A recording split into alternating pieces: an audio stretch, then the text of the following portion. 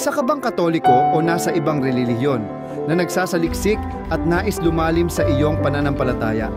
Madalas ka bang may tanong tungkol sa iyong paniniwala pero hindi mo alam kung saan magsisimula?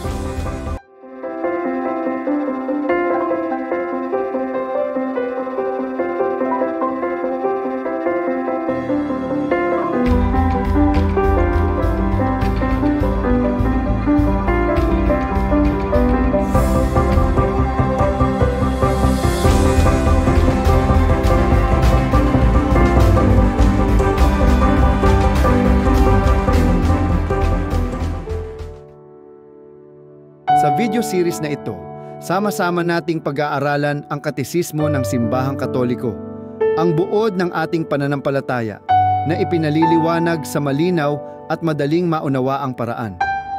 Bakit nga ba natin kailangang pag-aralan ang katekismo? Narito ang 3 dahilan. Una, upang tunay nating maunawaan ang ating pananampalataya. Ikalawa, upang magkaroon tayo ng matatag na pundasyon sa ating buhay espiritual.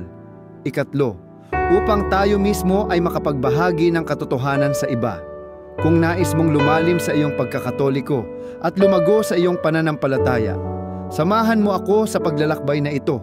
Halina't pagnilayan natin ang aral ng ating simbahan upang maging mas matatag, mas maliwanag, at mas makabuluhan ang ating pananampalataya sa Diyos. Maraming salamat sa iyong pakikinig.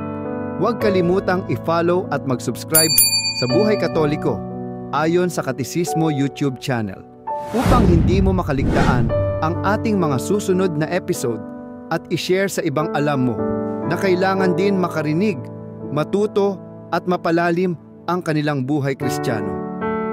Pagpalain tayo ng Panginoon!